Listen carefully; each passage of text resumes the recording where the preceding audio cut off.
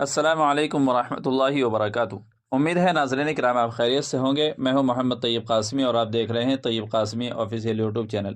ناظرین کرام، تبلیغی جماعت کے ساتھی جماعت میں نکلنے پر بہت زیادہ زور دیتے ہیں، تو کیا تبلیغی جماعت میں نکلنا فرض ہے، واجب ہے یا سنت ہے؟ تو اس سلسلے میں آپ کے سامنے مادر علمی دارالعلوم دیوبند کا فتویٰ پیش کر رہا ہوں۔ آپ فتوے کو مکمل دیکھیے گا تاکہ پوری بات سمجھ میں آ جائے، اور چینل پر آپ پہلی بار آئے ہوں تو سبسکرائب بھی کر لیجیے گا۔ تو چلیے فتوے کا رخ کرتے ہیں۔ چنانچہ کسی سائل نے دارالعلوم دیوبند سے سوال کیا، دعوت و تبلیغ کا کام فرض عین ہے یا فرض کفایہ؟ میں نے سنا ہے کہ مولانا الیاس صاحب رحمۃ اللہ علیہ سے کسی نے پوچھا تھا کہ دعوت کا کام فرض ہے، سنت ہے، نفل ہے یا واجب ہے؟ تو انہوں نے جواب دیا تھا کہ اگر امت سے فرض چھوٹ رہا ہو تو فرض، واجب چھوٹ رہا ہو تو واجب، سنت چھوٹ رہی ہو تو سنت۔ آج ہمارا جو حال ہے، ہمیں معلوم ہے کہ امت کا ایک بڑا طبقہ ان ساری چیزوں کو چھوڑ بیٹھا ہے۔ یہ بات اگر مولانا الیاس صاحب نے بھی کہی تو امت کے اس حال کو دیکھتے ہوئے علماء دین کو اس کے واجب ہونے کا فتویٰ دینا چاہیے، جبکہ آپ کے ایک فتوے کے مطابق تبلیغ دین کا کام فرض کفایہ ہے۔ جہاں جتنی ضرورت ہو اسی قدر اس کی اہمیت ہوگی، اور جس میں جیسی اہلیت ہوگی اس کے حق میں اسی قدر ذمہ داری ہوگی۔ قرآن کریم میں اس امت کی تعریف حج کرنے پر نہیں، روزہ رکھنے پر نہیں، نماز پڑھنے پر نہیں، بلکہ امر بالمعروف اور نہی عن المنکر پر آئی ہے۔ تم بہترین امت ہو، لوگوں کے نفع رسانی کے لیے نکالے گئے ہو۔ یہاں پر فرض کفایہ سے کیا مراد ہے؟ اگر کام فرض کفایہ ہوگا، دین امت میں کیسے پھیلے گا؟ اگر گھر میں شوہر کے علاوہ کوئی اور محرم مرد بیوی بچوں کی دیکھ ریکھ کرنے والا اور ان کی باہری ضروریات پوری کرنے والا نہیں ہے، اور بیوی ذہنی مریضہ ہے اور گھر میں جوان بیٹی بھی ہے، تو صورت مسئولہ میں شوہر کا بیوی بچوں کو یوں ہی چھوڑ کر تبلیغی جماعت میں نکلنا درست نہیں۔ اسے اپنی بستی میں رہ کر دین سیکھنے اور سکھانے کی محنت میں لگنا چاہیے۔ مروجہ تبلیغی جماعت کے ساتھ وابستگی فرض و واجب وغیرہ نہیں، نیز مقصود بالذات بھی نہیں۔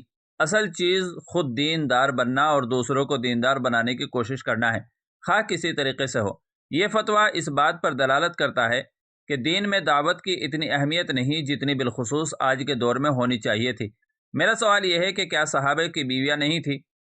کیا ان کے بچے نہیں تھے؟ کیا ان کے دل نہیں تھا؟ پھر وہ کیوں یہ سب چھوڑ کر دین کی محنت کے لیے نکلے؟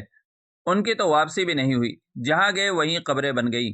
ہم نے اکابرین سے یہی سنا ہے کہ ہمارے لیے صحابہ کی زندگی نمونہ ہے۔ اگر صحابہ بھی اس کو فرض کفایہ سمجھ لیتے تو کیا دین ہم تک آج پہنچتا؟ اگر ہر کوئی یہی کہے گا کہ میری بیوی، میرے بچے، میرا کاروبار، تو پھر میرا دین۔ اطیعوا اللہ و اطیعوا الرسول کی تفسیر یہی ہے کہ پہلے اللہ، پھر رسول، پھر کوئی اور۔ مجھے امید ہے کہ آپ میری اوپر کی سطروں کو گستاخی نہ سمجھتے ہوئے مجھے تسلی بخش جواب دیں گے اور اس کام کو فرض عین قرار دیں۔ اللہ آپ کو جزائے خیر عطا فرمائے اور قیامت تک دارالعلوم دیوبند کو دین کی خدمت کے لیے قبول کرے، اور آپ بزرگوں کا سایہ ہمیشہ ہمارے سر پر رہے، آمین۔ تو چلیے اب دارالعلوم دیوبند کا جواب بھی دیکھ لیتے ہیں کیا دیا گیا ہے۔ چنانچہ دارالعلوم دیوبند کی طرف سے جواب دیا گیا، بسم اللہ الرحمن الرحیم۔ دعوت و تبلیغ کی اہمیت سے کون انکار کر سکتا ہے؟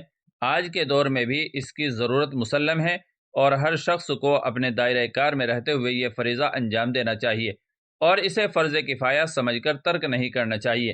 فرض عین قرار دینے کے لیے دلیل قطعی کی ضرورت ہوتی ہے، جو موجود نہیں ہے۔ ہم نے سابقہ فتوے میں فرض کفایہ والی بات اپنی طرف سے نہیں لکھی ہے، بلکہ فتاوی محمودیہ سے نقل کی ہے۔ حضرت مفتی محمود حسن صاحب گنگوہی سے ایک استفتاء کیا گیا کہ تبلیغ دین اس زمانے میں واجب ہے یا کچھ اور، تو حضرت نے جواباً تحریر فرمایا، تبلیغ دین ہر زمانے میں فرض ہے، اس زمانے میں بھی فرض ہے، لیکن فرض علی الکفایہ ہے۔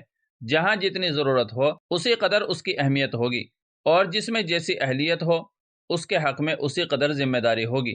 امر بالمعروف اور نہی عن المنکر کی صراحت قرآن کریم میں ہے۔ سب سے بڑا معروف ایمان ہے اور سب سے بڑا منکر کفر ہے۔